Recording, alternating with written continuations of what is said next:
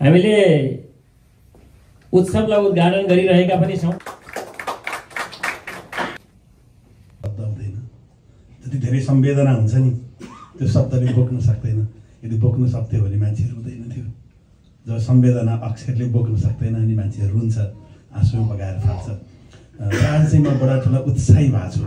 केही जानी बोल्दै जाँदा आँखामा आँसु आएछ भने त्यसलाई म भित्रै दबाउने छु र खुसीका साथ फर्कने छु। र अहिले खिचेको त्यो ग्रुप फोटो मेरो घरमा एउटा सानो लाइब्रेरी छ 5-7 हजार पुस्तकको, जहाँ बसेर म पढ्छु। म कुर्सीमा बसेर पढ्नु हुँदा भुइँमा लडीबुडी गरेर पढ्नु मन पराउँछु, सुतेर पढ्नु मन पराउँछु, सुतेर लेख्नु मन पराउँछु। मेरो एउटा पढ्ने लेख्ने लाइब्रेरी छ। त्यो ग्रुप फोटो जसकोमा छ त्यो मलाई प्राप्त होस् र मेरो लाइब्रेरीमा ठुलो बनाएर, मेरो लाइब्रेरीको छेउमा ठुलो बनाएर राख्नेछु। जब पढ्न बस्नेछु त्यो बेला त्यो फोटोमा मेरो आँखा पुग्नेछ र यो दिनको यो दृश्य, यो फुल, यो माला, यो अबिर, यो हार्दिकता म झलक्क सम्झनेछु। र तपाईँहरूको मन्तव्यमा रहेको एउटा नेपाली जातिका लागि एउटा कविले गर्न सक्ने के हुन्छ भन्नुभएको त्यो अपेक्षाले मलाई घोचिरहनेछ। एक हरफ भए नि सकारात्मक लेख्न मलाई प्रेरणा दिनेछ। र अहिले भन्छु तपाईँहरू काठमाडौँ आउनुभयो, एक दिन मेरो लागि छुट्याइदिनु होला, मेरो लाइब्रेरीमा आइदिनु होला, एक कप कालो चिया खाइदिनु होला मसँगै र सँगै फर्किनु होला। अलिअलि पुष्पगज मेरजी पुग्नु भएको थियो अनि उहाँले फोन गर्नुभयो। मैले भने पुष्पजी किशोर भाइ मार्फतै चिन्जानी भयो उहाँसँग, तपाईँ काठमाडौँ आउनु भएको छ, तपाईँलाई मैले दुःख दिन, मेरो बडप्पन देखाउनलाई मेरो घरमा आउनुहोस् न भनेको होइन, कम्तीमा नौरा लम्साल कुन लाइब्रेरीमा कसरी बस्दो रहेछ भनेर एक कप कालो चिया मेरै घरमा खाएर गइदिनु भयो भने म खुसी हुन्छु भनेको थिएँ। सानो छोरालाई पनि लिएर आउनुभयो र अनि छोरासँग धेरै कुरा गऱ्यौँ, भिडियोहरू बनाउनु भयो। अनि फर्किने बेला भन्नुभयो, दाइ यसरी घरमै आइज भनेको चाहिँ यो लाखौँ पुरस्कार बराबरको हो भनेर भन्नुभएको थियो।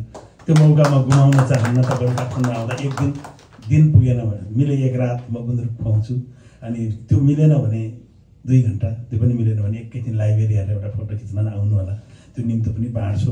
यो चाहिँ मैले आफूलाई अलि कुल डाउन बनाउन अलि विषयभन्दा म बाहिर गएको एउटा चिट पनि छ, खैन सरले दिनुभएको छ मलाई बडा राम्रो चिट। अनि आज मलाई 2-3वटा कुरा भन्नु छ, कविताहरू केही सुनाउला, भएन भने कविता त किताब पनि छँदैछ, कविता युट्युबहरूमा पनि छँदैछ। म त्यो कवितासँग जोडिएको मेरो जिन्दगीका र मेरो कवितालाई हेर्ने दृष्टिकोणको केही कुरा गर्छु। अहिले तामाङ भाइहरूमा बाटामा कति मिठो कुरा गर्दै आएको थियो। भाइ तपाईँले भन्नु त्यो यहाँको म्युजिकमा विद्यावारिधि गरेका ती मान्छेहरूसँग सँगै काम गर्दाको अनुभव हामी सबै, र आज यहाँ आउँदाखेरि कहिलेकाहीँ जिन्दगीमा थाहा नपाएर पनि राम्रो हुँदो रहेछ। संस्कृतमा एउटा भनाइ छ, घुँडाक्षर न्याएन भन्छन्। त्यो घुँडाक्षर न्यायो भने के भने घुनले मकै खान्छ क्या, घुनले बिस्तारै मकैको दाना मकै खाँदाखेरि त्यो खाँदै जाँदाखेरि कको अक्षर बन्छ क्या। घुनले जानेर कको अक्षर लेखे होइन कि खाँदै जाँदा झुकेर ट्याक्क क बनेको हो कि भन्छ। त्यसलाई संस्कृतमा चाहिँ घुँडाक्षर न्याएन भन्छ। मैले तपाईँहरूका सुख दुःखलाई, मेरो पनि सुख दुःखलाई मेरै हो यो तपाईँको भनेर किनारा गरिनँ। मैले त्यो सुख दुःखको साक्षी भएको ख्यालमै त्यो मीनाक्षी होटलमा सँगै हामी बसेको, अनि हिजो हेरेको फोटोमा म चाहिँ सिरोको ओढिरहेको थिएँ, अरू साथीभाइहरू छेउमा हुनुहुन्थ्यो, त्यो बेला सँगै बसेको।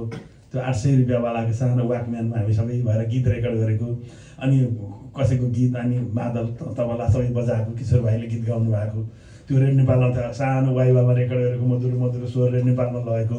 अनि आधा घन्टाको 3 श्रृङ्खला बनाएर, पहिलो श्रृङ्खला यो, अब दोस्रो श्रृङ्खला अर्को हप्ता, तेस्रो श्रृङ्खला अर्को हप्ता भनेपछि साथीहरूले यसरी प्रतीक्षा गर्ने, दाइ हिजोको सुनेर मजा आयो, अर्को श्रृङ्खला 1 हप्ता कहिले पर्खिने होला, फेरि दोस्रो बजेपछि तेस्रोलाई कहिले पर्खिने होला भन्नुभएको। अनि त्यो बेलाको त्यो समुदायबाट नेतृत्व गर्नुहुने नेताहरूलाई पनि फोन गरेर त्यहाँबाट मैले ल्याएको आवाज छ सुन्नुहोस् भनेको। मलाई ती दिन ख्याल जस्तो लाग्थ्यो। मैले यति ठुलो मनोवैज्ञानिक अर्थ छ र उपचार हुन्छ भन्ने सायद मलाई थाहा थिएन होला। आज म्याच्योर नवराज अनुसारले फुर्केर भयङ्कर भन्न सक्दिनँ, म झुट बोल्न सक्दिनँ। तर त्यो बेला हामीले लहैमा गीतप्रतिको मेरो मोह, कविताप्रतिको मोह, कला साहित्यप्रतिको मोह, मानवताप्रतिको मोह, मान्छेप्रतिको मोहले मैले मेरो भाइ पुस्तालाई, दाइ पुस्तालाई अँगालो हालेको थिएँ। त्यो अँगालो आज समुद्र भएर मलाई नै भिजाउन आइपुग्दो रहेछ भन्ने मलाई के थाहा। म नेतृत्व भिजेको छु। म आभार व्यक्त गर्छु। दिदी, तपाईँ दिदी नै हो, मेरो ठुलो श्रद्धा छ। तपाईँले टाउकोमा लगाइदिएको यो टोपी, तपाईँहरूले लगाइदिएको फुल र माला, म जिन्दगीभर तपाईँले टोपी लगाइदिएको यो शिर गलत काममा फसेछ भन्ने खबर तपाईँका नआउने गरी म नेपाली जातिको हितको लागि काम गर्नु। सायद मलाई सम्भावित अपशकुनहरूको पहिल्यै सङ्केत मिल्छ। कल्पना गर्नुहोस्, नेपालको सरकारी संयन्त्रको निर्देशक भइरहने मान्छे 5 वर्ष निर्देशकै भएर टिक्दा त्यहाँबाट फर्किँदा यो कोट यत्तिकै सफा लिएर निस्किन पाउँछु कि पाउन्न भन्ने त्रास पनि त थियो होला नि मलाई। त्यो राजीनामामा 79 चिज अरू भयो नि, एउटा चिज होइन सरकारी संरचनाभित्रबाट म यो कोट सफा लिएर निस्क्यौँ भन्ने एउटा तर्क छ होला नि मलाई। त्यो राख्नेछु दिदी, तपाईँ सबैजनाको दिदी भएर तपाईँलाई हेरेर भने र म त्यो गर्नेछु। हिजो एउटा महत्त्वपूर्ण कुरा भएको छ, किशोर भाइसँग 10 वर्षदेखि एउटा कुरा भएको थियो। भुटानबाट उठेको नेपाली सङ्गीतको, नेपाली साहित्यको, कलाको छुट्टै एउटा इतिहास कहीँ लेख्यो कि लेखिएन। भुटानको घेराभित्र त्यहीँ जन्मेर हुर्किएर संसारभरि छरेका साथीहरूभन्दा बाहेक अर्को ठाउँमा जन्मेका मान्छेले यहाँको कलाकार सङ्गीतकारहरूको बारेमा केही लेखेन, त्यसको पुस्तकाकार कृति वा डकुमेन्टेसन भयो कि भएन, हुनु जरुरी छ कि छैन भन्ने बारेमा कुरा भएको थियो। हिजो बेलुका नि कुरा भएको थियो, धेरै सन्दर्भ उठाएको थियो। त्यही बेला मैले भनेको थिएँ त्यो किताब लेखियो भने त्यसको नाम तेस्रो ध्रुव राख्यो भने गज्ज हुन्छ। पहिलो ध्रुव नेपालमै सङ्गीत गर्ने नातिकाजीहरूको पुस्ता, अर्को दोस्रो ध्रुव दार्जिलिङबाट अमर गुरुङ, गोपाल योन्जनहरू उठ्यो, दोस्रो ध्रुव यो चाहिँ प्रताप सुब्बाहरू उठ्यो, तेस्रो ध्रुव हुनसक्छ नेपाली सङ्गीतको मैले भनेको थिएँ। र हिजै एउटा कुरा के भएको छ भने एउटा फर्म डेभलप गर्ने, अनि यहाँ गीत लेखिरहेका साथीहरूको एउटा सूची, कविता लेखिरहेका साथी, गीत कविता मुक्त हाइकु ताङ्का जे होला साहित्य सृजना गरिरहेकाहरूको एउटा सूची, अनि सङ्गीतकारहरू सङ्गीत गरिरहनेहरूको एउटा सूची, गाउनेहरू गायकहरूको एउटा सूची, र हाम्रो सङ्घ संस्था कतिवटा छन्, कहाँ कस्ता सङ्घ संस्था छन्, त्यो सङ्घ संस्थाहरूको एउटा सूची, र उनीहरूले गरिरहेको कार्यक्रमहरूको पनि यो संस्थाले यहाँ यस्तो कार्यक्रम गर्यो। रञ्जित गजमेरलाई अमेरिकामा ल्याएर त्यो भव्य कार्यक्रम गर्नु भनेको सानो कल्पनाको कुरा होइन, त्यो हुनु, अथवा हिजो साँझको जगदीश समारोह हुनुसँग यो 4-5वटा कोणबाट केही लेखिनुपर्छ भन्ने कुरा छ। त्यसमा सबै सामग्रीको स्रोत तपाईँहरू नै हो। हिजो हामीले केही छलफल, अनौपचारिक छलफल गरेका छौँ। त्यो सामग्री तपाईँहरूबाटै उठेर आउँदाखेरि त्यो पुस्तकाकार कृतिमा आउने बेला त्यसको फाइनल टचमा मेरो बुद्धि काम लाग्यो भने, मेरो अक्षर काम लाग्यो भने त्यो बेलामा मैले केही गर्नेछु। त्यो गरेँ भने एउटा ऋण मैले चुक्ता गर्छु भन्ने त्यो काममा चाहिँ फर्केपछि त्यो काम गर्छु। त्यो 2-3वटा कुरा भयो। अब उमेर दिदीको मेरो हिजो हाम्रो हिसाब किताब भइसक्यो। म भाइ भन्छु भन्नुभयो, दिदी तपाईँ दिदी नै भन्नुहोस् भन्नु। हिसाब गरेको म 1 वर्ष कान्छो रहेछु, तर दिदी जिन्दगीमा चाहिँ तपाईँ जति परिपक्व हुनुहुन्छ म पनि परिपक्व भइसकेँ। किन थाहा छ? मसँग 9 वर्षकी नातिनी छिन्। म 9 वर्षको नातिनीको हजुरबाउ हुँ। जब नातिनीको अनुहार हेर्छु, यो नातिनीले भोलि मैले लेखेको महाकाव्य पढ्न सक्छ कि सक्दिनँ होला। जब उसले मास्टर्स गर्ने छे, पिएचडी गर्ने छे, अनि मेरो महाकाव्य पल्टाएर हेऱ्यो भने मेरो हजुरबाबाले लेखेको यो चिज मलाई काम लाग्ने भयो भनेर भन्छ कि भन्दैन होला। र मेरो त्यतिखेर मेरो अर्को लेख्दै गरे महाकाव्यमा यो कन्टेन्ट छ। अनि म यो धरतीमा नभएको दिन, कालगति त कसैलाई थाहा छैन, नातिनी ठुली होली र जीवनदेखि वितृष्णा भएर दिक्क मानेर, नरमाइलो मानेर हजुरबाबुको किताब पल्टाएको दिन, यो जिन्दगीसँग हार्न लागेको बेला यो जिन्दगीको उपचार हुने खालको पङ्क्ति त्यसले भेट्छ कि भेट्दिनँ होला, मलाई पिर लाग्छ। र म त्यही कोणबाट लेख्नुपर्छ भन्दछु। र मैले धादिङको सुदूर गाउँबाट म सहर पसेको, म यो भव्य सहरमा यत्रो ठुलो सम्मान पाएर तपाईँहरूको अगाडि उभिँदा, जसले आफ्नो त्यो विगतलाई बोकेर हिँड्नुहुन्न, त्यो आफ्नो ठाउँमा छ, विगतमै झुन्डिरहनुहुन्न, आफ्नो ठाउँमा आउँछ, तर विगतको पाइला सम्झेर अर्को पाइला धरिलो टेक्ने हो। धादिङको गाउँबाट म सहर पस्दा 13 घन्टा लगातार हिँडेपछि मैले मोटर बाटो देखेर काठमाडौँ आएर 8 कक्षा पढेर आज तपाईँको अगाडि छु। त्यस कारण त्यो नवराज लम्साल भोलि पनि यही नवराज लम्साल भएर मर्ने बेला र मेरो अर्को पुस्ताले पनि मेरो किताब पढेर त्यस्तै दुःखको स्वरूप बदलिँदाखेरि अनि त्यो बदलिएको स्वरूपमा उसलाई काम लाग्ने सोल्युसन हुन्छ कि हुन्न भन्ने कुरा चाहिँ लेखनमा आउनुपर्छ भन्ने मलाई लाग्छ। यो मेरो आदर्श पनि हो, मेरो जीवनशैली पनि हो। अहिले संसारमा 2-3वटा समस्या छन्, यहाँ पनि छ, संसारभरि छ। मान्छेहरूमा निराशा बढेको छ, आत्महत्या बढेको छ। काठमाडौँमा आत्मदाह गरेको सुन्नुभयो होला, संसद भवन अगाडि मान्छेले आत्मदाह गरेको छ। निराशा बढेको छ, आत्महत्या बढेको छ, आत्मदाह बढेको छ, मान्छेमा खुसी छैन। खैन सरलाई भन्नुभएको थियो नि के अरे दुःख, तपाईँले लेख्नु भएको थियो कि मैले लेखेको टिपेको छु तपाईँलाई एउटा कस्तो राम्रो स्टेटमेन्ट हिजो, दुःख होइन अभाव थियो भन्नुभएको थियो। जब हामी दुःख र अभावको भेद जान्दैनौँ अनि जिन्दगी सुकिलो हुँदैन। अनि हामीले जिन्दगीलाई सुकिलो बनाउने आफ्नै भित्र आफैलाई खोजेर हो।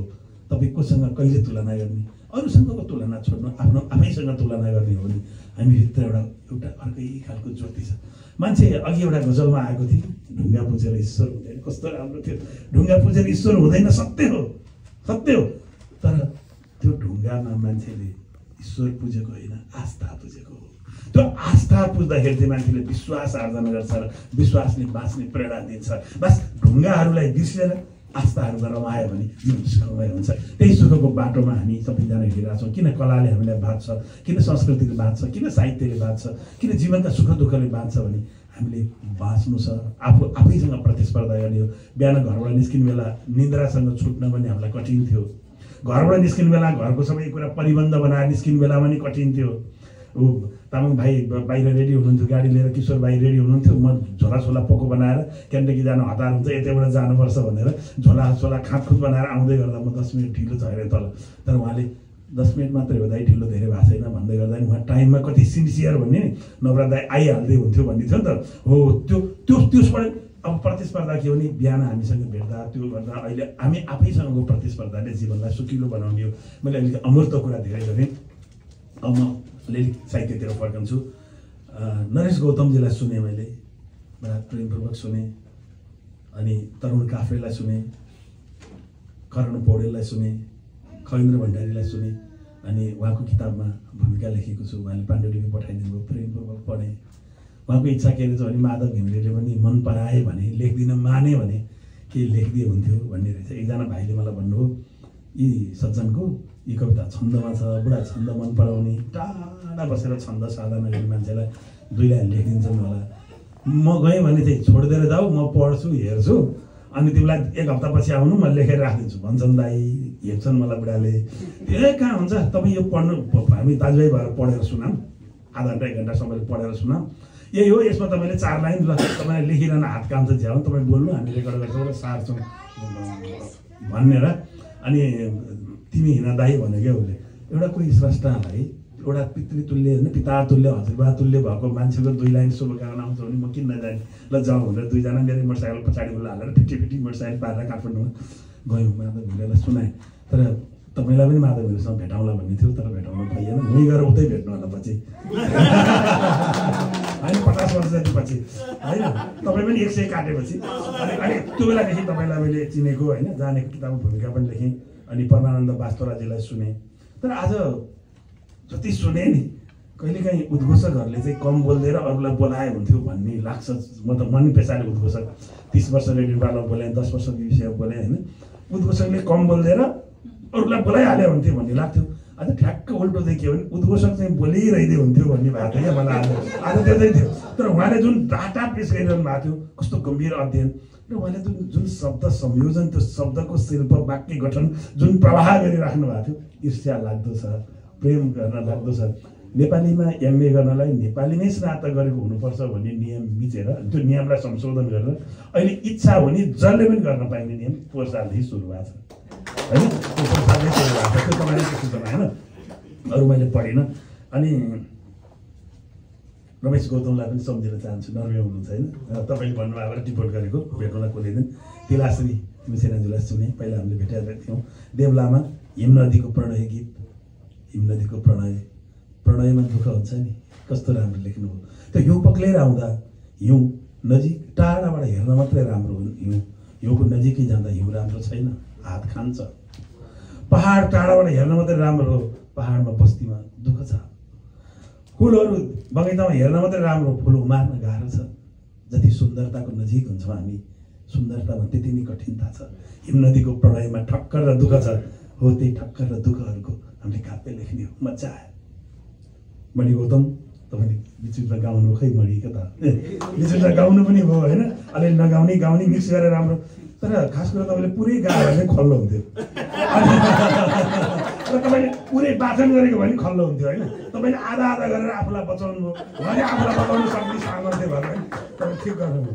अनि त्यसपछि जीविका पराजुली कता हुन्छ ए नानी, एकदम होइन एकदम ठिक छ। अनि एकदम राम्रो सुन्दर आमा।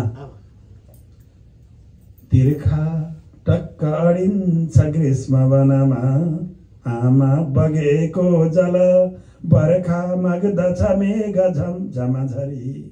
आमा तिमी बादल त्यही बर्खा जब बिग्न पर्छ बटुवा आमा तिमी ओत हौ के हो कारण कल्प वृक्ष जननी संसार कि स्रोत हौ। धारामा छ मेरो। अनि आमाहरूमाथि लेख्दाखेरि संसारको आमाको शीर्षकमा नलेख्ने कोही कवि छैन, तर त्यसलाई फरक एङ्गल खोज्नुपर्छ। एउटा कवि अर्काले भनेको भन्दा फरक, जस्तो मैले यसमा के अरे तिर्खा टक्क अडिन्छ ग्रीष्म वनमा आमा बगेको जल। आमाले मलाई 9 महिना कोखमा बोकिन्, आमाले मलाई खुवाइन्, आमाले मलाई हुर्काइन्। ठिक छ, त्यो बहिनीको उमेरबाट लेख्ने कुरा ठिक छ। अनि त्यो कुराहरू त सबजनाले भने नि नयाँ एउटा कविता लेख्दा नयाँ एङ्गल खोज्नुपर्छ। जस्तो तिर्खा टक्क अडिन्छ ग्रीष्म वनमा आमा बगेको जल। ग्रीष्म ऋतुको बेलाको जङ्गलमा तिर्खा लागेको बेला जसरी खोला भेट्टिँदा जुन मजा आउँछ नि, आमा त्यही हो भन्ने हो क्या। त्यो चाहिँ नयाँ भयो नि त अरूले भन्ने भन्दा। तिर्खा टक्क अडिन्छ ग्रीष्म वनमा आमा बगेको जल बर्खा माग्दछ मेघ झमझम झरी आमा तिमी बादल। बर्खामा त खेती गर्न मेघ गर्जे हुन्थ्यो, पानी पऱ्यो हुन्थ्यो भन्ने लाग्छ नि। त्यो बेला आमा जतिखेर पानी चाहिन्छ त्यति बेला बादल तिमी हो। त्यही बर्खा जब बिग्न पर्छ बटुवा आमा तिमी ओत हौ। पानी पनि पऱ्यो, बटुवा यता र उता भागेर बिग्न पर्छ नि, त्यो बेला फेरि त्यो ओत दिने पनि आमा नै हो। के हो कारण कल्प वृक्ष जननी संसार कि स्रोत हो। यो आमा तिमी चाहिँ के हो, सबै कुराको जननी आमा भन्ने। मतलब यो फरक फरक एङ्गल आमा भएको सन्दर्भमा मैले अरू साथीहरूलाई पनि काम लाग्छ एङ्गल खोज्न भनेर मैले भने। अनि जीविका पराजुली। अनि अघि एउटा बा कहिले पढ्नु भएको थियो हजुर? तपाईँले पढ्नु भएको ठिक भन्नुभयो। मेरो धारामा छ देउ पिताजी नवात्म ऊर्जा। पहिलो सर्गमा छ देउ पिताजी नवात्म ऊर्जा उत्साहले फेर्नु छ पाठ पूर्जा मन्त्रेर देउ ऋषि तुल्य मन्त्र आलोचनामा म बनो स्वतन्त्र। देउ मलाई म भएर हिँड्न आभा प्रभा मण्डलको म चिन्ह प्रकाश चुम्ने सपना छ साक्षी बाँकी छ मैले धरती निफन्न। देउ मलाई म भएर हिँड्न, मलाई मै भएर हिँड्न देऊ। म मै भएर बाँच्न चाहन्छु। 9 अरबको विश्वमा म मै भएर बाँच्न चाहन्छु। देउ मलाई म भएर हिँड्न आभा प्रभा मण्डलको म चिन्ह। यहाँ जो म छु योभन्दा बाहेक मको मेरो अस्तित्व त्यो आभा प्रभा मण्डलमा नै कहीँ मेरो अस्तित्व छ नि, उज्यालो त्यो माथिको दिव्य ज्योतिको उज्यालोको अंश म हुँ। मेरो छातीमा तातो छ, मेरो छातीमा उज्यालो छ, त्यसको त्यहाँ पनि म मै भएर उभिन चाहन्छु। देउ मलाई म भएर हिँड्न आभा प्रभा मण्डलको म चिन्ह प्रकाश चुम्ने सपना छ साक्षी। त्यो प्रकाश चुम्नु छ मैले, मेरो सपना भित्रको उज्यालोलाई लगेर त्यो दिव्य उज्यालोसँग जोड्ने हो। मैले उज्यालोमै मिलिनु हो, अँध्यारोमा सकिने होइन, आत्महत्या गर्ने होइन, रिस राग पाल्ने होइन, आत्मदाह गर्ने होइन, गाली गलौज रिस ईर्ष्यामा हराउने होइन। म यस्तो प्रसन्न हुन सकूँ कि मेरो प्रसन्नताको भित्रको उज्यालो परमात्मालाई जोड्ने हो। परन्तु तर देउ मलाई म भएर हिँड्न आभा प्रभा मण्डलको म चिन्ह प्रकाश चुम्ने सपना छ साक्षी बाँकी छ मैले धरती निफन्न बाँकी छ मैले धरती निफन्न। मेरो आमाले चामल निफन्नुहुन्थ्यो नि त, नाग्लोमा निफनेर केलाउनुहुन्थ्यो। मैले पनि यो धरती निफन्न बाँकी छ, यो धरती गोड्न बाँकी छ। मेरो जिम्मेवारी र मेरो कर्तव्यबाट म विमुख भएर म उज्यालो मात्रै खोजेँ भने यो सृष्टि चल्दैन। यो सृष्टि चलाउन मैले मेरो जिम्मेवारी पुरा गर्नुपर्छ। जिम्मेवारी पुरा गर्न मैले धरती निफन्नुपर्छ। त्यो धरती निफन्नलाई त हात बलियो चाहियो नि, एकदमै स्ट्रङ हुनु पऱ्यो, बलियो हुनु पऱ्यो, तेजस्वी हुनु पऱ्यो। अहङ्कारहरूबाट, रिसहरूबाट, दुःखहरूबाट, पीडाहरूबाट, पछुतोहरूबाट गल्ती मान्छेबाटै हुन्छ, राम्रो काम पनि मान्छेबाटै। हिजो त के भएको सब छोड्नुहोस्, आज ठिक गर्ने हो। आज नि बाहिदो है केही कुरामा मिस्टेक भयो भने त्यसलाई पनि छोड्ने हो, भोलिदेखि ग्रेट बाटोमा जाने हो। मेरो कुरा भनौँ, अन्तिम सत्य प्रेम हो। प्रेमलाई दिगो राख्ने हो, बाँकीहरू सब बोक्रा हुन्। मैले सधैँ भन्छु, मेरो हजुरबा भोटो र कछाड लाउनुहुन्थ्यो। मैले अलिअलि देखेँ मेरो हजुरबालाई। मेरो बा भोटो कछाड फुकालेर कमिज सुरुवालमा झर्नुभयो, कमिज सुरुवाल लाउनुहुन्थ्यो। म सर्ट प्यान्ट कोट प्यान्ट लाउँछु, बाले कहिले प्यान्ट लाउनु भएन, म कोट प्यान्ट लाउँछु। मेरो छोरो हाफ प्यान्ट लाउँछ। मेरो छोरो बिहे गर्ला र बुहारी आउले चिटिक्क भएर किन त्यो बुहारी पनि कवि नै होस् भन्ने इच्छा छ होइन। अनि त्यो बुहारी आउले आउँदाखेरि मेरो छोरा र बुहारी हाफ प्यान्ट लाएर समुद्र किनारमा खेल्न जाला। म प्रेमले स्वीकार्छु र त्यो बुहारीलाई म आफै हाफ प्यान्ट किनेर नानी सहज हुन्छ यही लाएर जा भनेर म पठाउने छु। तर त्यो हामीले कविता लेख्दा भोटो र कछाडको मात्रै कविता लेख्यौँ भने हजुरबा मरेपछि सकियो, कमिज सुरुवालको कविता लेख्यौँ भने बा मरेपछि सकियो, कोट प्यान्टको कविता लेख्यौँ भने म मरेपछि सकियो, अनि हाफ प्यान्ट र टी सर्टको मात्रै कविता लेख्यौँ भने छोरा बुहारी सकिएपछि उनीहरू पनि सकिन्छ नि, सकिनेछ। तर शाश्वत कुरा चाहिँ प्रेम हो। हजुरबाले हजुरआमालाई नि प्रेम गर्नुभयो, बाले आमालाई नि प्रेम गर्नुभयो, म मेरो बुढीलाई पनि प्रेम गर्छु। आज बिहान 3 चोटि मेसेन्जरमा कल गरेर आयो होइन। अनि आज एउटा यस्तो राम्रो शब्द प्रयोग गर्नुभयो, यो कोसेली मेरो बुढीलाई लिएर जान्छु। नवरा लम्सालको श्रीमती सङ्गीता लम्साल भन्नु भएन तपाईँले, उहाँ सङ्गीता लम्सालको श्रीमान हुन्छ भन्नुभयो। यो लैङ्गिक विभेदमाथि उठेको एउटा राम्रो न्याय हो। यो मैले नियोजित एउटा भला सेवाकोटी भन्ने भाइ छ होइन, त्यो भाइले यस्तो भन्यो भनेर म तपाईँकी भाउजूलाई भन्ने छु। उनी पनि शिक्षिका हुन्, 10 वर्षदेखि स्कुल पढाइन्, अहिले चाहिँ पुरै गृहिणी हुन्। अनि त्यस कारणले त्यो सबै शाश्वत कुरा चाहिँ प्रेम हो। हाम्रो काव्य चाहिँ प्रेममाथि टेकेर लेख्ने शाश्वत कुरा चाहिँ हो। त्यसमाथि लेख्ने चाहिँ बोक्रामै लेख्ने, अहिले बाँचेको जीवनै लेख्ने हो, अहिलेको समय, अहिलेको समाज, अहिलेको संवेदना लेख्ने हो। तर त्यसमा चाहिँ शाश्वत कुरा, भोलि पनि काम लाग्ने कुरा। 7 सालमा गोपाल प्रसाद रिमालले एक जुगमा एक दिन एक पटक आउँछ भनेर कविता लेखे। तर 62-63 आन्दोलन होला र काठमाडौँको सडकमा नारा लाउन चाहिएला भनेर लेखेका त होइन नि, तर त्यो काम लाग्यो नि। त्यस कारण त्यो हाम्रा जुन पङ्क्तिहरू आज सुन्यौँ, कति केही पङ्क्तिहरू यस्तो शाश्वत छन् कि त्यो भोलि पनि काम लाग्ने खालका छन्, भोलि पनि काम लाग्ने शाश्वत पङ्क्ति। जस्तै माधव घोरीले लेख्नु पनि नेपाली हामी रहँला कहाँ नेपालै नरहे भन्ने हो नि। त्यो नेपाली हामी कहाँ रहन्छौँ, नेपाल रहेन भने नेपाल रहनु पर्यो नि भन्ने कुरा गरेको त्यो शाश्वत पङ्क्ति होइन, त्यो शाश्वत पङ्क्ति होइन। त्यो चाहिँ बोली चालेको चलन चल्तीको वाक्य हो। तर उचाइ हाम्रो चुलिन्छ कहाँ हिमालय नरहे भन्ने छ नि, यो चाहिँ शाश्वत पङ्क्ति हो। किनभने माथिल्लो पङ्क्तिलाई तल्लो पङ्क्तिले यसरी छोप्यो कि त्यो गीत अचम्बरी कालोदय शाश्वत पङ्क्ति हो। त्यस कारण हामीले लेख्दाखेरि चाहिँ यस्तो शाश्वत चिन्तन गरौँ कि भोलि मैले धराको कुरा गरेँ, धराको धेरै पङ्क्ति सुनाएँ। धराको पहिलो पङ्क्ति, रोएर आँखा नधुने मदेऊ, धोएर छाती नरुने मदेऊ, छुनेहरूले नछुने मदेऊ, म भित्र मेरै महुने मदेऊ। त्यो म भित्र मेरै महुने मदेऊ, ताप्लेजुङको बुढियामा ताप्लेजुङमा उभिएर म भित्र मेरै महुने मदेऊ भन्नुभयो भने उहाँ उभिएको भूगोल उहाँको हो, उहाँले लगाएको गहना उहाँको हो, उहाँले लगाएको लुगा उहाँको हो, उहाँले बोलेको भाषा उहाँको हो, उहाँले खाएको खाद्यान्न परिकार उहाँको हो, उहाँले पुजेको देउता उहाँको, उहाँले चलाएको संस्कृति उहाँको, उहाँले मै हुन पाउँछु भन्नुहुन्छ। सम्झिनुहोस् त, यही पङ्क्ति कसले पढ्नुहुन्छ थाहा छ? यही पङ्क्ति जब जनकपुर झर यादव आमाले पढ्नुहुन्छ नि, म भित्र मेरै महुने मदेऊ भन्नुभयो नि, म यादवकी छोरी हुँ, मेरो आफ्नो भूगोल छ, मैले उभिएको मेरो भाषा छ, मेरो संस्कृति छ, मेरो यो चिज छ, मलाई मै हुन देऊ। त्यो पङ्क्ति उहाँलाई नै काम लाग्यो। म त धादिङको मान्छे, धादिङको लेकमा तामाङहरूको ठुलो बस्ती छ, त्यो माथि आँखु खोला छ ठुलो, यता वारिपट्टि मेरो घर। आँखु खोला काटेर माथि गएपछि हाम्रो असाध्यै धेरै तामाङहरूको बाक्लो बस्ती छ। अनि त्यही बाक्लो बस्तीको बिचमा रिजालहरूको सानो बस्ती छ। अनि त्यो बस्तीबाट मैले बिहे गरेको, मेरो बुढीको माइती, मेरो ससुराली त्यता हो।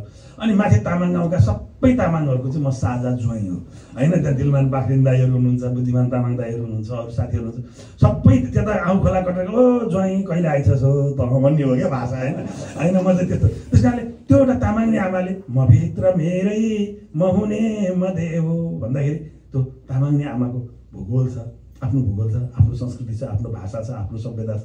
दुङ्गिया पर्व मनाउनु पर्यो होइन, बाटा सादा आफ्नै खालको छ, मेन्दो माया लाउनु पर्यो होइन, त्यो सब कुराहरू छ। त्यस कारणले हामीले लेख्दा चाहिँ शाश्वत कुरा लेखौँ भन्ने लाग्छ। मैले धेरै लामो उपदेश पनि सुनाइनँ। अनि खैन सरले बडा महत्त्वपूर्ण 2टा कुरा भन्नुभएको छ, खण्डकाव्य महाकाव्य। फुटकर कविताहरूमा के फरक छ? हामी फुटकर कविता लेख्नेहरू खण्डकाव्यमा कसरी जान सक्छौँ, खण्डकाव्यबाट महाकाव्यमा कसरी जान सक्छौँ? 12 वर्षमा खोला फर्किन्छ भन्थे, 18 वर्षपछि फर्क्यो मेरो खोला। सन् 2007मा अमेरिका आएको थिएँ, 18 वर्षपछि। 18 वर्षमा अर्कै दुनियाँमा कहाँ हराएँ मैले भ्याइनँ। अनि म अहिले आएँ। मलाई आशा छ अर्को पटक म अमेरिका आउँदा यहाँ कुनै महाकाव्यको विमोचनको कार्यक्रम भइरहेको हुनेछ, म त अपेक्षा गर्छु। त्यसको लागि मैले सघाउनु पर्ने केही छ भने, केही कुरामा सघाउनु पर्ने म पनि सघाउँछु। तपाईँलाई म सजिलो तरिका उदाहरण दिन्छु। त्यो फुलको तपाईँ एउटा थुङ्गा देख्नुभयो, लर्क लर्केको थुङ्गामाथि कविता लेख्नु, फुलको थुङ्गामाथि पानीको शीत थपक्क पऱ्यो पातमा, त्यो लरक्क कमलो फुलमा पानीको पात थपक्क भएर फुलको मुन्टो यसो हल्ल्याएर देख्नुभयो, तपाईँलाई मन पर्यो। समुद्रमा जानुभयो, हक्क छाल आयो, त्यो छालले झ्याप्पै बालुवा हिर्कायो, छोडेर गयो, बालुवा सुक्खाएर गयो। तपाईँ एक झुल्को देख्नुहुन्छ नि होइन, त्यो एक झुल्कोले तपाईँको छातीभित्र एउटा अनुभूति पैदा गर्छ।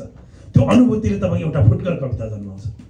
तपाईँ जानुभयो, यहाँ बाहिर जाँदाखेरि गाडीमा ड्राइभ गर्दै जानुभएको थियो, रातो बत्ती भयो, ठ्याक्क उभिनुभयो, बाटो क्रस गर्दा कुनै मान्छेले बाटो क्रस गरेर तपाईँलाई देखे चिने जस्तो लाग्यो, एक झुल्का देखे जस्तो लाग्यो, दो बाटोमा तिमीलाई झलक्क देख्दा देखे जस्तो लाग्यो, चिने जस्तो लाग्यो, तिमी त होइनौ होला तर तिमी जस्तै लाग्छ पूर्णिमा भन्नुभयो भने त्यो तपाईँ एक झुल्को कविता हुन सक्छ होइन।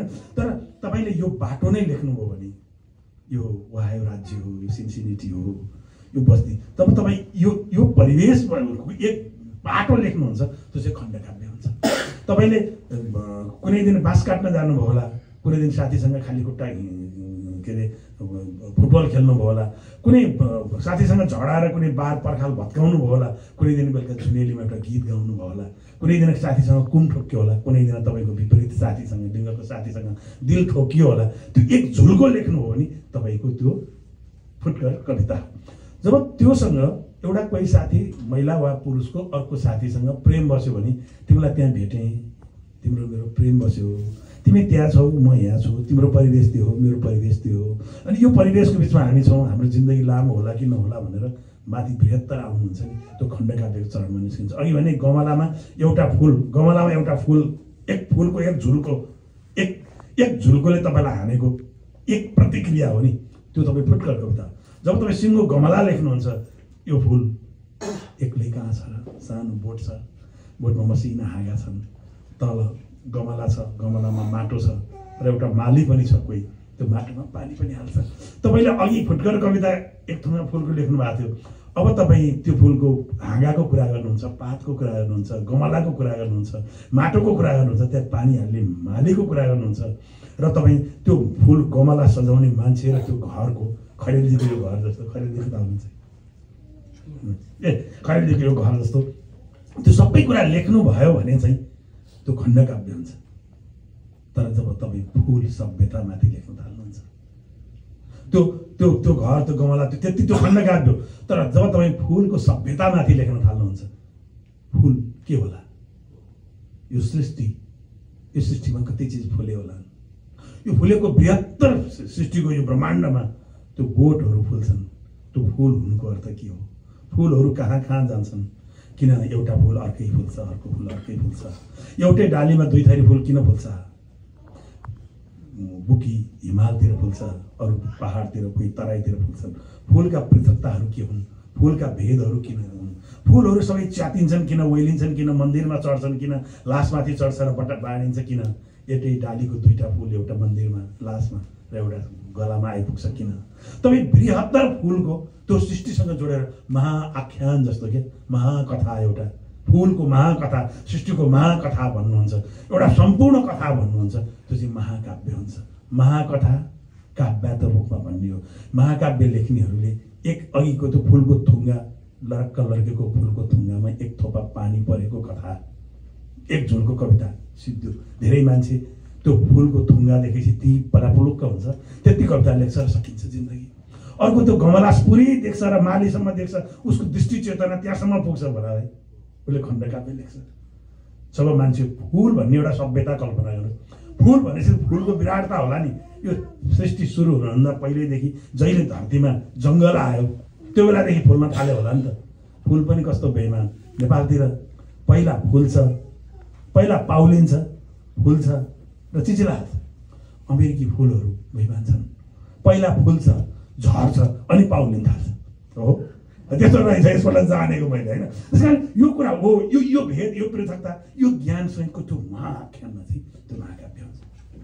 अब यतिका कुरा गर्ने नभएर अलमसाल तीनटा महाकाव्य लेखे। अघि भएर कस्तो त्यो तपाईँ लेखेको समालोचना नि, त्यही समालोचना हेरेर एमए पनि हुने जस्तो कि त्यस्तो राम्रो क्या होइन, कस्तो राम्रो।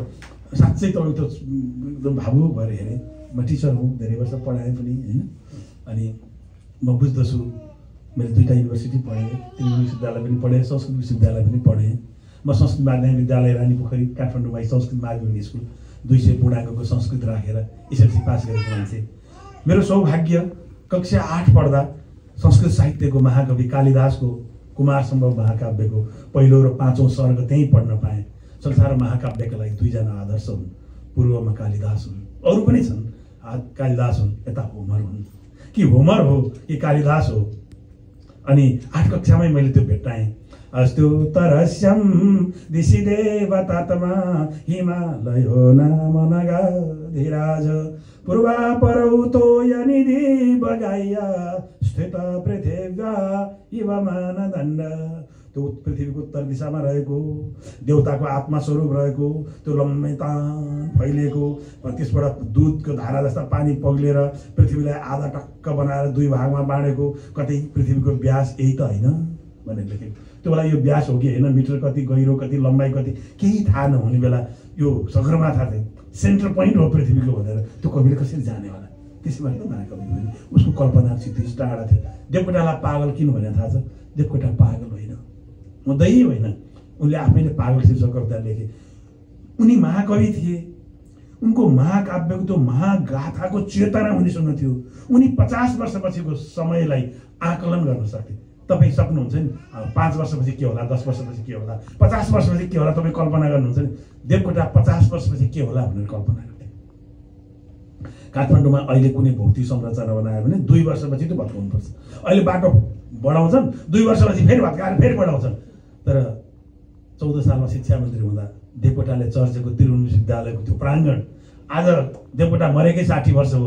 अहिले पनि अर्को 50 वर्ष केही गर्नु पर्दैन। उनले के भनेको थियो, यत्रो जग्गा किन चाहियो, किर्तिपुरका जनताको यो जग्गा किन खोज्ने भन्दा विश्वविद्यालय भनेको यति फराक ठाउँ चाहिन्छ, यस्तो फराक ठाउँ चाहिन्छ, जङ्गल हुनुपर्छ, बोट हुनुपर्छ, शान्ति हुनुपर्छ, अध्ययनको एउटा परम्परा हुनुपर्छ, व्यापक फैलावट हुनुपर्छ। विश्वविद्यालय भनेको कन्जस्टेड एरिया होइन, यो सपिङ मार्केट होइन, यो फराक हुनुपर्छ भनेर देवकोटाले चर्चेको त्रिभुवन विश्वविद्यालय आज पनि त्यो साँगुरो छैन।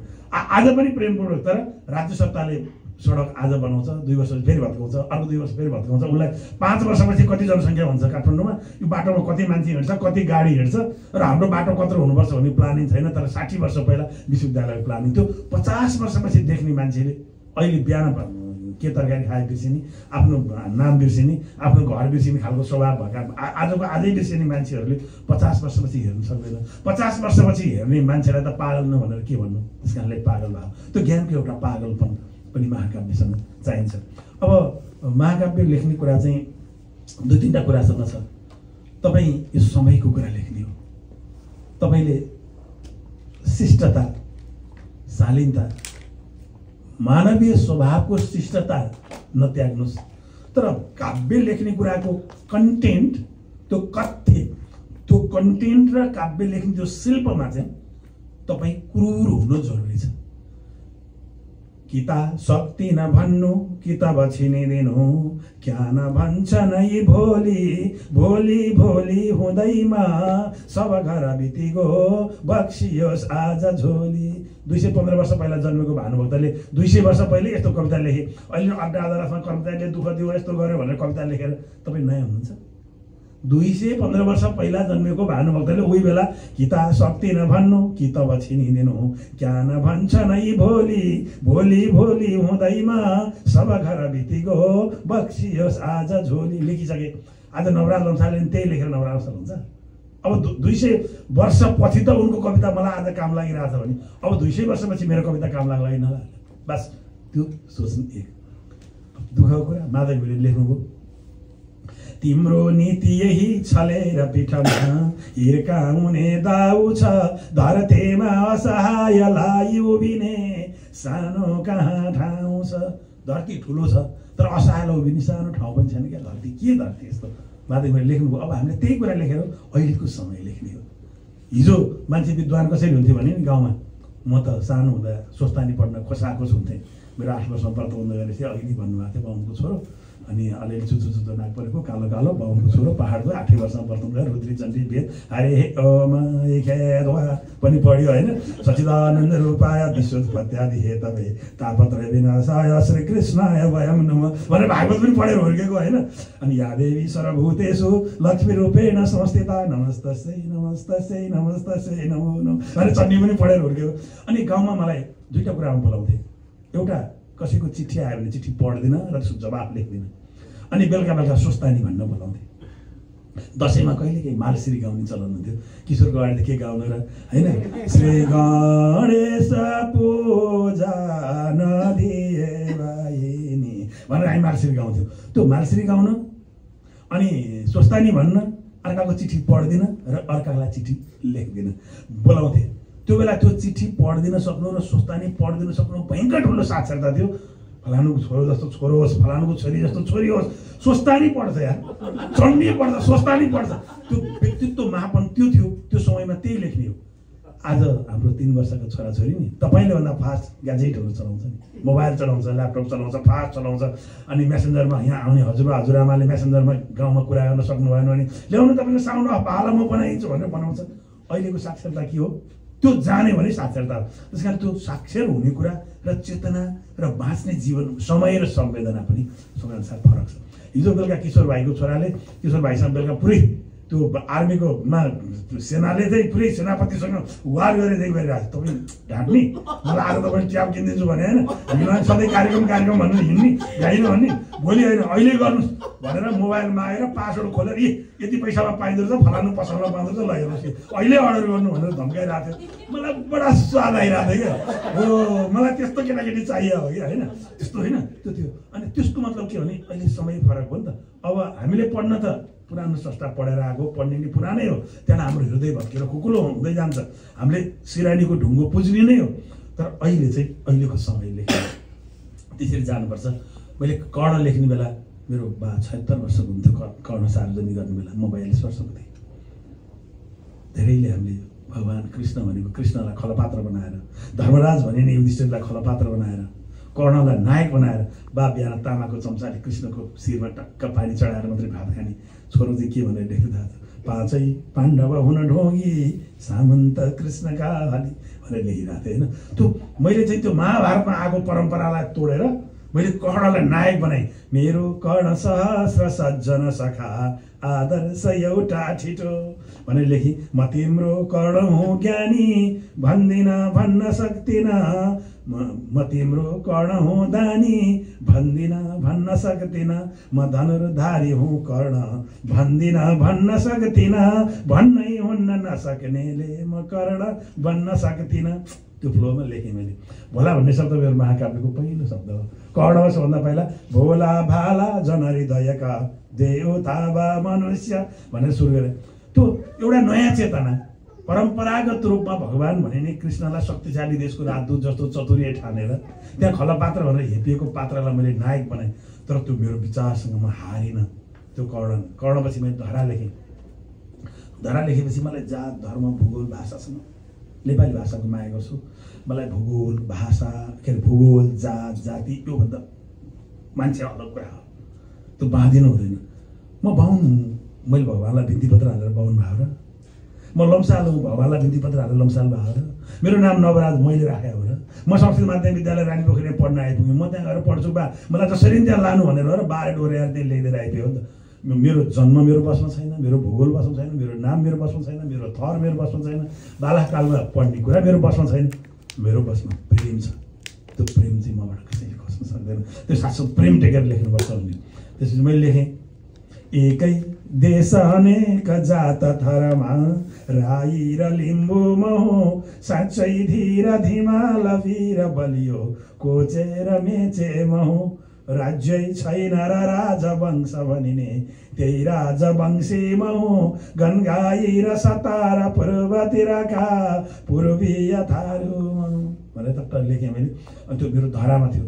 अनि त्यो देशको बहुलतालाई नायक बनाएँ। हाम्रो चलन के थियो भने नायक चाहिँ धीरोदात्त नायक हुनुपर्ने, क्षत्रिय कुलको हुनुपर्ने, राजा हुनुपर्ने थियो। त्यो भत्काएर देशको बहुलतालाई नायक बनाएर महाभारत पनि कर्णलाई नायक बनाएर एउटा विद्रोहको सुरुवात गरेँ। अग्निमा आएपछि लामो होला भन्ने डर छ। म 2 मिनटमा सक्छु यो कथा। अग्निमा आएपछि चाहिँ अग्नि चाहिँ मैले झन्डै 20 वर्ष लगाएको। मलाई धैर्य गर्न डर लाग्दैन, मलाई चाँडै मर्छु कि भन्ने डर छैन। माधवहरूले 100 वर्ष बाँच्छस् भन्नु त्यसो भने 44 वर्ष अझै बाँच्नु त्यो झन्डै 20 वर्ष लगाएको। त्यसमा चाहिँ त्यो अग्नि खोज्दा अग्निमा काठमाडौँको हेटौँडाभन्दा माथि मकवानपुर गढी भन्ने छ। गढीमा हेमकर्णसेन भन्ने राजा थिए। हेमकर्णसेन भन्ने राजाले तरबार बनाउनु पर्यो। त्यो बेला त तरबार बनाएर तरबार साधना गरेर शक्ति आर्जन गरेर संसार जित्ने हो नि त। अनि तरबार बनाउने भयो। तरबार बनाउँदाखेरि पूजा आजा गरेर बनाउनु पर्ने। त्यसरी विधि विधानसहित बनाउने मान्छे नभेटिएपछि एकजना 75 वर्षका ठुले कामी भन्ने भेटिए। अनि त्यो ठुले कामीले चाहिँ म बुढो भएँ सक्दिनँ हजुर भन्दाखेरि राजाले होइन बनाउनुपर्छ बनाऊ भने के चाहिन्छ भने 160 धार्नी फलाम चाहिन्छ भने 160 धार्नी फलाम पनि दिए। 6 जना कालीगढ पनि दिए। 9 महिनासम्म कल्पना गर्नुहोस् 6 जना मान्छेले 9 महिना बिहान जुर्को उठ्ने आँगनमा आगो बाल्ने फलाम राख्ने ठप ठोक्ने गर्दा गर्दा गर्दा 6 जनाले 9 महिनासम्म ठोक्दा ठोक्दा 160 धार्ने फलाम कस्तो भयो होला, कति चिल्लो भयो होला, कस्तो धाइलो भयो होला कल्पना। एक दिन प्रदर्शनी गर्नुभयो। राजाले सब मान्छेलाई जेठी दरबार प्रदर्शनीलाई बोलाए। राजाले सब मान्छे बोलाए। के सोच्यो भने 160 धार्नेको तरबार यहाँ ठुलो तरबार हुन्छ, 6 जनाले बोकेर ल्याउँछन्, बडा मजा आउँछ हेर्न भनेको। अनि ठुले कामले त 2टा हत्केलामा 2टा तरबार सानो यस्तो पट्याउन मिल्ने भने सानो यस्तो यही हो तरबार भनेपछि टुप्पोमा समातेर तपाईँले फाले रिसाले फालेको तरबार गरेर एउटा रुखमा तस्यो। कोही बोल्ने आँट गरेन। बुढो पनि निस्केर गयो। तिमीहरू मेरो फलाम चोरेर खाने, यत्रो सानो बनाएर फलाम बेचेर खाइस्, कहाँ लगिस् भने अभद्र शब्दहरू प्रयोग गरे। अनि सक्यो। 1 हप्तापछि मन्दिर के अरे त्यो बगैँचामा जाँदाखेरि एउटा रुख सुकिरा। राजाले मन्त्री कनक सिंह बानिया भन्नेलाई सोध्यो, मन्त्री यो रुख किन सुकेको?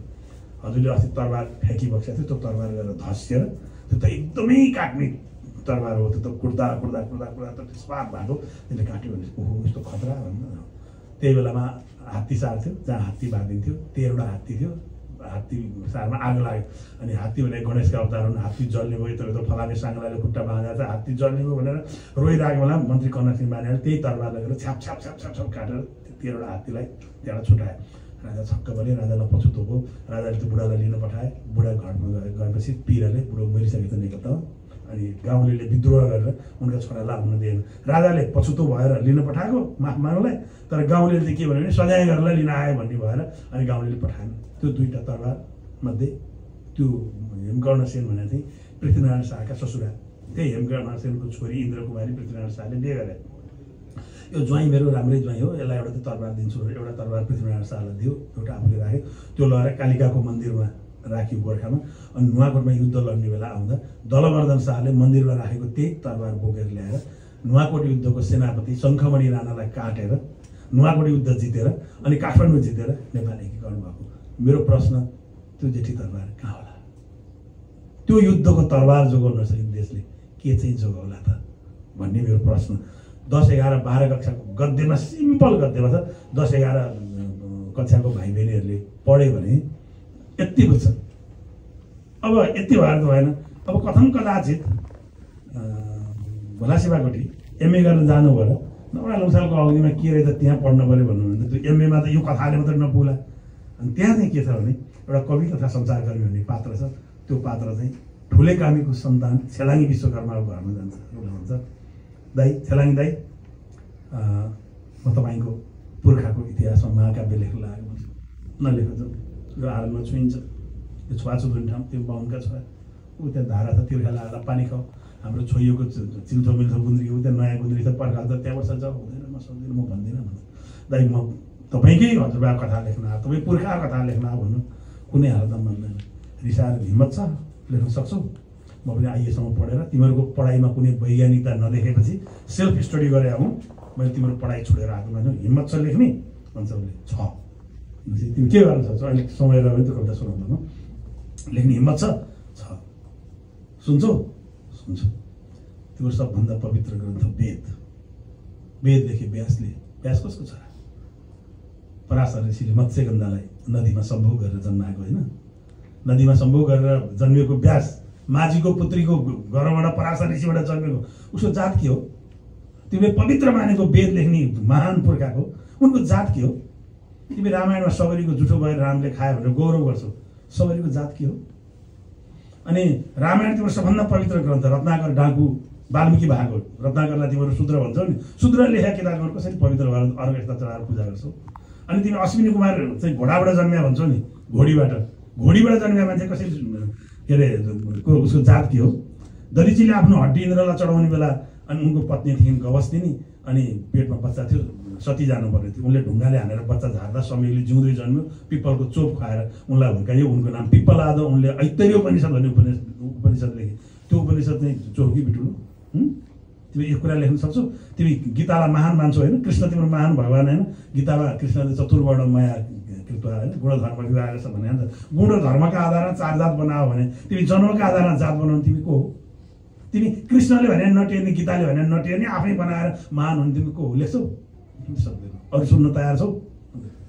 अनि छ होइन? त्यो सुन्छौ? तिम्रो पृथ्वीनारायण शाहले नेपाली एकीकरण गर्ने बेला पैसा भएन भनेपछि 1100 घरधुरी छन् गोर्खामा, एकजनाले 1 रुपियाँ दियो भने 1100 पैसा हुन्छ। महाराज म तपाईँलाई 1 रुपियाँ दिन्छु, 1100 पैसा जम्मा हुन्छ भनेर पैसा त विश्वनगरले 1 रुपियाँ दिएर 1100 पैसा जम्मा बनायो नि। लेख्न त महाकाव्य लेख्यौ या कविजी? तिमीले त्यही पृथ्वीनारायण शाह शासकहरूको लेख्यौ, विश्वनगर चाहिँ कहिले लेख्यौ? त्यो 1100 पैसा लिएर विश्वनगर चाहिँ जसवीर कामीको आएर खुकुरी बनाउनु गएको थियो र त्यो खुकुरी लिएर युद्ध लडे पृथ्वीनारायण शाह र राजा महाराज। जसवीर कामीको बारेमा कहिले महाकाव्य लेख्यौ? त्रिशुली नदीमा आइपुग्दा गोर्खाली सेनालाई ज्योतिषले रातिको 3 बजे नदी तर्नु साइत पर्छ भनेको थिए।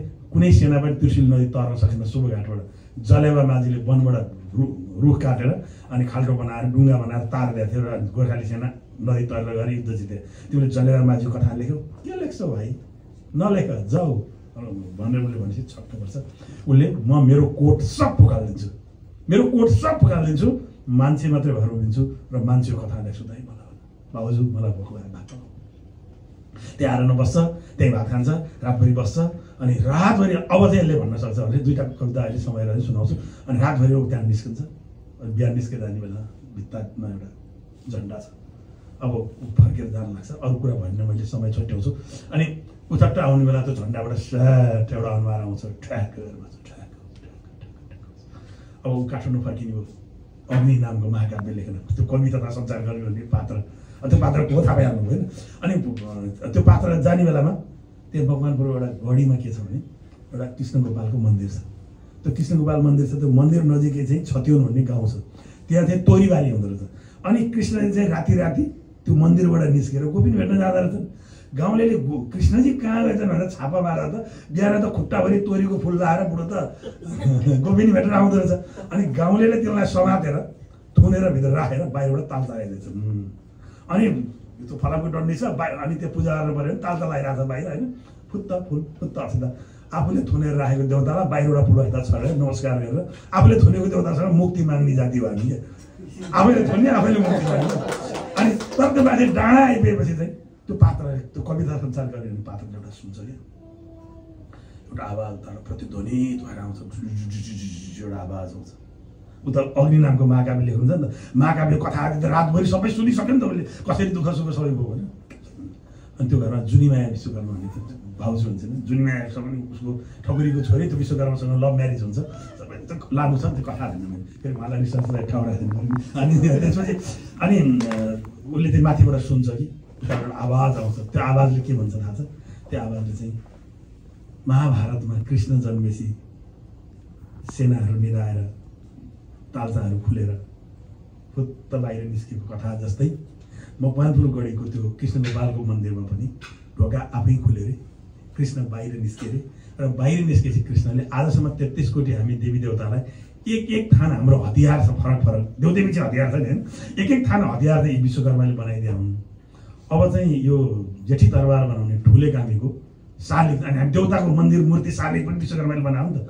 अब चाहिँ म यो जेठी दरबार बनाउने ठुले कामीको शालिग चाहिँ म बनाउँछु भनेर कृष्ण चाहिँ ठुले कामीको शालिग बनाउनु बसे अरे भन्ने आवाज आउँछ उताबाट। अनि मेरो महाकाव्य ट्याक्क सकिन्छ। त्यो चाहिँ एमएमा एमफिलमा जस्तो एमएमा थुप्रै थेसिस भएको छ, एमफिलमा एउटा सक्यो, 2-3वटा हुँदैछ, 2-3जना साथीहरूले पिएचडी गर्दै हुनुहुन्छ। अनि यो चाहिँ त्यो लेभलको मान्छे हो। अब थर्ड लेभलको मान्छे कुनै ठुलो दार्शनिक भेटेँ मैले, भयङ्कर ठुलो दार्शनिक भेटेँ मैले। र दार्शनिकलाई मैले किताब हजुर मेरो किताब भनेर दिएँ भने त उहाँले पढ्नु भने उहाँको लागि के त? यो पुस्तकमा लाई मैले 6 भागमा बाँडेको छु।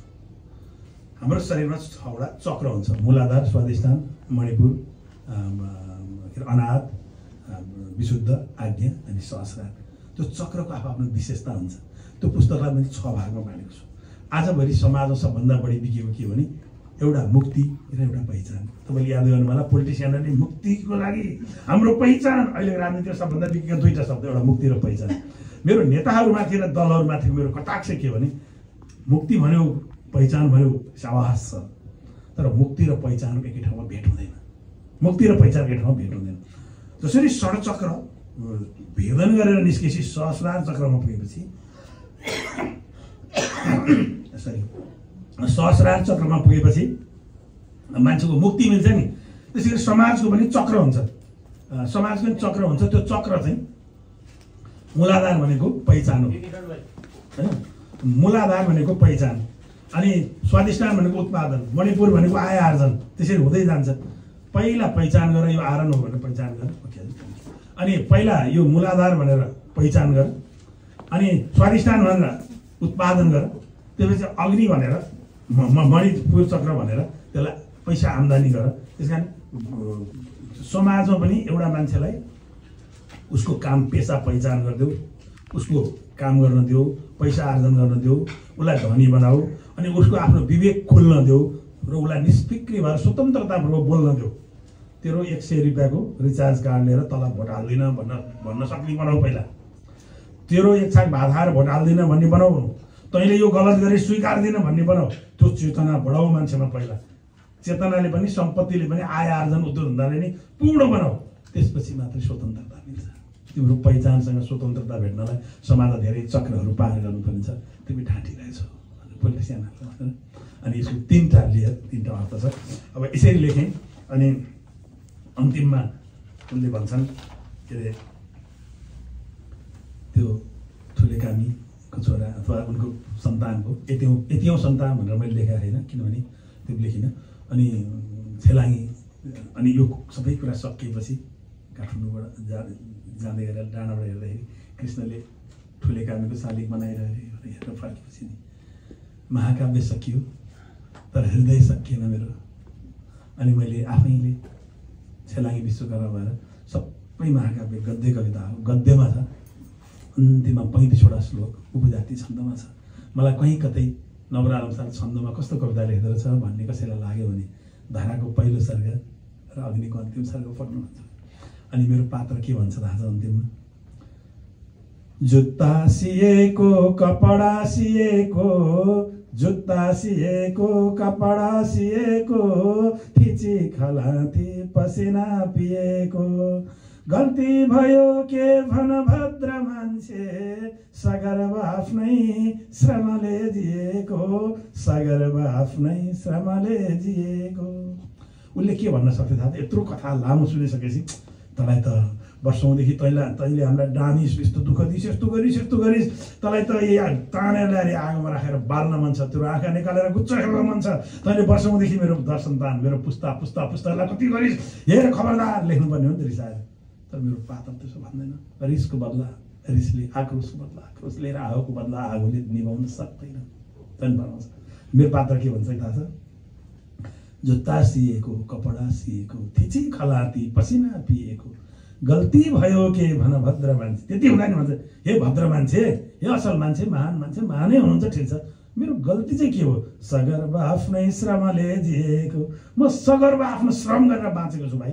मेरो गल्ती के हो त्यो चाहिँ भनिदिनुहोस् न त। गल्ती भयो सुधारौँ, नभए गल्ती कसको हेर्नुहोस् भनेपछि मरेन त्यो, त्यसलाई फुलले त्यहाँभन्दा हिर्काउने ठाउँमा लागिरहन्छ। अनि त्यो टाइपको लेख्छन्। अब यति भनिसकेपछि तपाईँलाई 2टा कविता मैले सुनाइनँ भने पाप लाग्छ। अनि निकै सुनाएर बिदा माग्छु। मलाई लाग्छ फेरि बाँकी कुरा अर्कोपटक भेट्नु भन्नुपर्छ, अर्को महाकाव्य आएपछि होइन।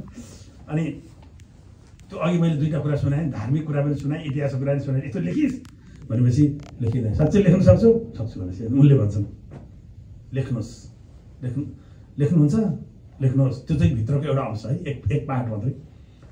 लेख्नुहुन्छ लेख्नुहोस्, फलाम पिड्दा पिड्दा नपिटिएको साँच्चै चोखो स्वाभिमान बाँकी छ, लेख्नुहोस्। यो आर्यनको मात्रै कथा होइन नि, अन्त पनि मान्छे मानव सभ्यतामा कति मान्छे बहिष्करणमा परेको होला, तिरस्कारमा परेको होला, शोषणमा परेको होला, अन्याय संसारभरि विश्वभरिमा मानव जाति कति पीडामा होला। यसको ध्वन्यात्मक अर्थ, भित्री अर्थ चाहिँ के हुन्छ भने मानव जातिमाथिको शोषण र शासकमाथिको प्रहार हो। तर यहाँ चाहिँ कथामा चाहिँ त्यो पात्र भएर बगेर मात्रै हो। लेख्नुहुन्छ, लेख्नुहोस्।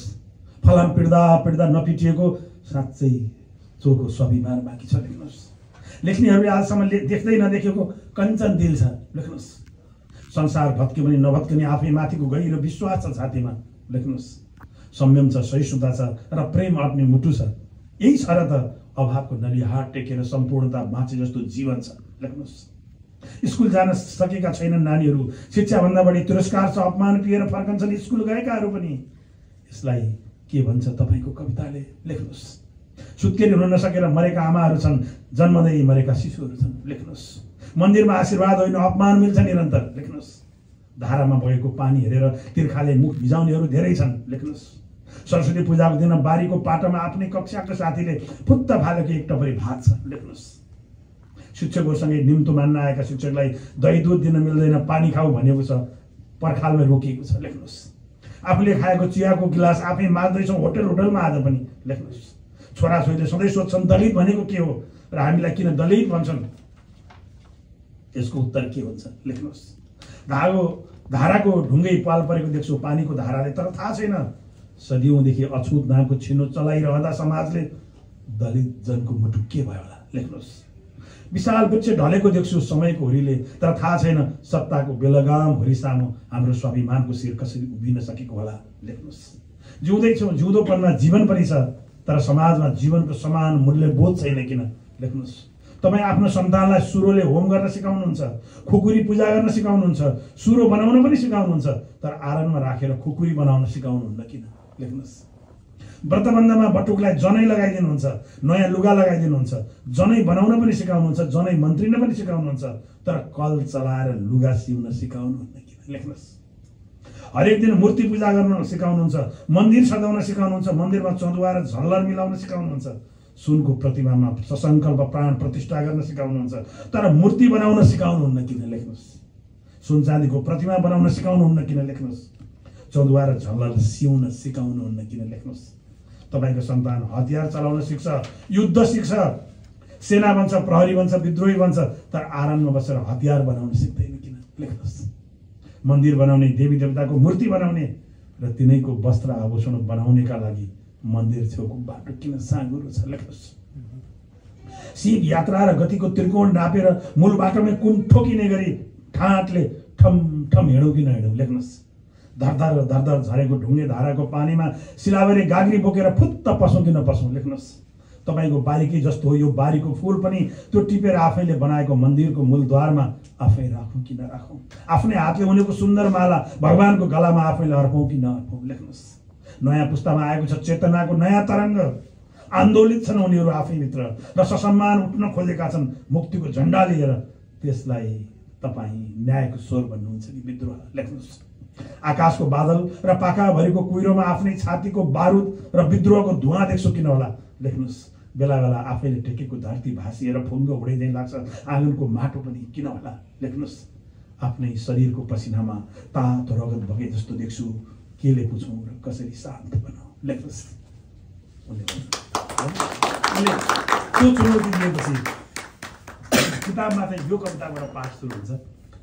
उनले अघि भनेको तीनवटा कुरा र यो अहिले भनेको कविता सबै उनका कुरा सुनेपछि त्यो कवि तथा सञ्चारकर्मी भन्ने जो लेखक हो उनले के भन्छ भने, भगवान विश्वकर्माको मन्दिर भन्नुहोस् वा हरण बल्दो अग्नि साक्षी राखेर तपाईँको समीपमा छु दाजै, अब मलाई हृदयको अँगालोमा बेर्नुहोस्। हातको अँगालो होइन कि हृदयको अँगालो। भगवान विश्वकर्माको मन्दिर भन्नुहोस् वा आरण बल्दो अग्नि साक्षी राखेर तपाईँको समीपमा छु दाजै, अब मलाई हृदयको अँगालोमा बेर्नुहोस्। म कवि हुँ, म सञ्चारकर्मी र सबभन्दा पहिले समयको आँगनमा सप्रेम उभिएको एउटा मान्छे हुँ दाजै। कहीँ कतै कुनै भ्रम नहोस्, म बाहुन हुँ। यो जन्मजात आएको जातीय कोट हो, मलाई मान्छे हुन रोकेको दिन यो कोट फुकाल्न सक्छु, फुकाल्छु। निष्ठापूर्वक भन्छु म पुरेतको रगत हुँ, यो संस्कारगत पेसा हो, मलाई मान्छे हुन रोकेको दिन यो पेसा बदल्न सक्छु, बदल्छु। म पुरुष हुँ तर म मेरै जीवन अस्तित्वमा आमाको भूमिका कसरी बिर्सन सक्छु पत्नीको प्रेम र कसरी च्यात्न सक्छु आशीर्वादको हत्कलामा हुर्किएकी आफ्नै छोरीको सपना र अब त मातृत्वका प्रतीकहरूले पुरुषत्वको प्राकृतिक चुनौतीलाई विकल्पमा राख्न थालिसके। म पहाडिया हुँ, यो जन्मजात भूगोलको कुरा हो, भूवियोगको कुरा हो। मलाई मान्छे हुन रोकेको दिन बसाइ सर्छु। म हिन्दू हुँ, यो विश्वास हो, आस्था हो। मलाई मान्छे हुन रोकेको दिन यो विश्वास बदल्छु। म आस्तिक हुँ, यो दृष्टिकोण हो। मलाई मान्छे हुन रोकेको दिन यो दृष्टिकोण फेरिन सक्छु। तर फेर्न र फेरिन नसकिने सनातनी सत्य म मान्छे हुँ। मलाई मान्छे भएर उभिन मान्छेको अघिल्तिर जोडिने कुनै पनि विशेषणले कहिले रोक्न सक्दैन दाजु, सक्दैन। म सब बोक्रा फालिदिन्छु, मान्छे भएर उभिन्छु, तिमी मान्छे हो, अब अँगाल हाल मलाई। अब म लेख्छु पत्याउँछ भनेपछि अँगाल हाल्छन्, फर्किन्छन्। अहिले पनि लेखिन्छ मोदल पुरस्कार सहित 7वटा राष्ट्रिय स्तरको पुरस्कार पनि प्राप्त गर्छन् र यो भव्य सम्मान पनि प्राप्त गर्छन्। त्यसपछि तिनीहरूलाई तयारी गरे जस्तो अब अर्को महाकाव्यको काम गरिरहेको छु। मैले नेपालमा भनेको थिएँ नि, यहाँ आएँ अस्ति एक ठाउँ भनेको थिएँ, आज पनि भने अर्को महाकाव्यको काम गरेको छु। अब फर्केपछि त्यसलाई फाइनल गर्नु छ। त्यो फाइनल गर्नलाई एक प्रकारको मुड फ्रेस पनि भयो यहाँ आएपछि। अब जानु छ, यसरी दिने तयारी जस्तो। अब त्यो महाकाव्य के होला भन्ने छ। समय हामीले असाध्यै धेरै लियौँ, साथीहरू पक्कै साथीहरू हामीले लिन आउनु भएको छ, उहाँ कुरी पनि रहनु भएको छ, त्यो पनि एउटा कुरा छ। अब एउटा यतिका कुरा भएपछि एउटा सानो छन्द गर्दा चाहिँ सुनाएर अनि बिदा माग्छु। किनभने खगेन्द्र सरले मलाई कुट्ने सम्भावना हुन्छ। तिमीले यत्रो सारा गर्यौ, सम्भवतः म छन्दमै महाकाव्य लेख्नेवाला छु, तर तिमीले एउटा छन्द पनि लेखेनौ, त्यो सम्भावना छ। उहाँले सक्नु पनि हुन्छ, उहाँले सक्नु पनि हुन्छ। उहाँको कवित्वको प्रवाह राम्रो छ, लेख्न सक्नु पनि हुन्छ। कहिलेकाहीँ अग्रजहरूको भूमिका मार्गदर्शन केही चाहिन सक्छ। त्यस्तो भयो भने बिना हिचकिचाहट भन्नु होला, हामी मिलेर काम गरौँला। अब अन्तिममा एउटा छन्द कविता सुनाएर केही दिनदेखि खोकी लागिरहेको थियो, खङ त्यो बाँसघारीको फुलमा गएको, फुलको एलर्जी भएर हिजो चाहिँ त म झन्डै रोएको थिएँ। हिजो मलाई बोल्छु जस्तो लागेको थिएन, तर माइक ठ्याक्क पक्रेपछि त्यो माइक र मेरो मुख भेट भएपछि हिजो बेलुकाबाट ठ्याक्कै हराएको। अहिले 5-10% अलि थियो, अहिले यहाँ त्यो पनि हराएर अनि फर्केर हेर्दा रोएको छु 1000 पल्ट तर त्यही सम्हालिए सच्चिए। रोएको छु 1000 पल्ट तर त्यही सम्हालिए सच्चिए। हाँसेको छु 1000 पल्ट तर त्यही ऊर्जा बन्यो बिउजिए। अल्झेको छु 1000 पल्ट मनको दोधारमा धारमा। आफै उठ्नु थियो जुरुक्क नउठे आशा भरे हारमा। हारेको हरमा विजयको विश्वासको बीज छ। बस्छन् जित र हार यी सँगसँगै साँचो यही चिज छ। मान्छेले किन भुल्छ दूर नभमा कस्तो थियो के थियो। त्यही कालो भुइँमाथि बल्छ दिनहुँ तारा बलेको दियो। आफै अग्नि भए जले तर कतै पानी भए पग्लिए। माग्थे मात्र सधैँ सधैँ सुजनाले मै भोकै थिएँ। भोको हो तर शून्य होइन सपना। भोको हो तर शून्य होइन सपना। त्यही अङ्क थप्दै थिएँ आशाका सुकुमार फुल जसरी। निर्धक्क मान्छे भए ढुङ्गामा पनि फुल्छ शुद्ध पसिना भन्थे त्यही पुग्दथे। ढुङ्गा धार बन्यो र हार बटुले एक्लो भए एक्लिए। त्यही एक्लोपनमा महामिलन भयो सम्बुद्ध सद्ज्ञानको। तृष्णा त्याज्य रहेछ ज्ञान सुखको प्राप्ति मिल्यो ध्यानको। माटो चुम्न पुगे किरणमा आगो त्यही बल्दथ्यो। अग्लो वृक्ष भन्यो हरित हो हावाहुरी चल्दथ्यो। जे होस् तर झुक्नुहुन्न कविले संकल्प यस्तो लिए। आफ्नो मार्ग छिचोल्न हिँड्न दुःखमा आफूमा आफै थिएँ।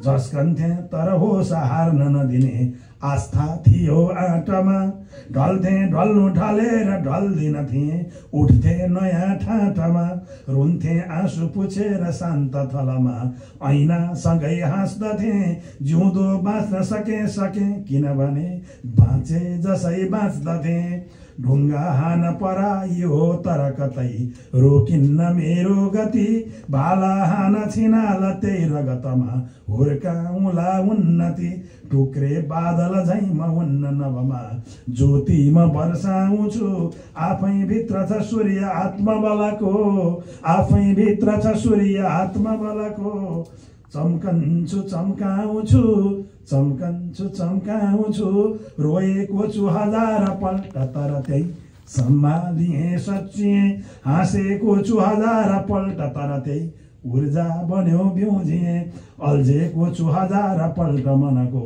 दोधारमा धारमा आफै उठ्नु थियो जुरुक्कन उठे आशा भरे हारमा आशा भरे हारमा हर हार र हर जितहरूमा आशा भर्न सकौँ हामी जहाँ भए पनि जोडिन्छौँ हिजो पनि जोडिएका थियौँ दुःख सुखमा सँगै थियौँ यात्रा लामो भएछ सरदर आयु नेपाली गणनाअनुसार वैज्ञानिकहरूले भन्छ 76 वर्ष नेपाली आयु भनेका छन् त्यसरी हेर्ने हो भने त आयुको 1/3 भाग हाम्रो भेटघाट र सम्बन्धले बितिसकेछ बाँकी जीवन यही सद्भाव सम्बन्ध रहनेछ सुरुमा मैले भनेका केही प्रोजेक्टका कामहरू छन् त्यहाँ कहीँ कतै म काम लाग्यो भने काम लाग्छु यो भव्य स्वागत सम्मानको लागि डाक्टर साहब थ्याङ्क यू भेरी मच होइन अनि दिदी सबै साथीहरू भाइ किशोर भाइले बेला फोन गरेर उत्प्रेरणा दिइरहेको हुन्छ मलाई दाइ भनिरहेको हुन्छ तपाईँको किताबमा मैले भूमिका नलेखेको भए बर्बादै पर्ने रहेछ होइन यता राम्रो आज भेटघाट भयो सबै साथीहरू तामाङ भाइ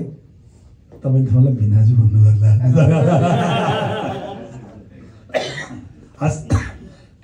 सबैजनालाई धन्यवाद आभार व्यक्त गर्छु र बिदा माग्छु हस् धन्यवाद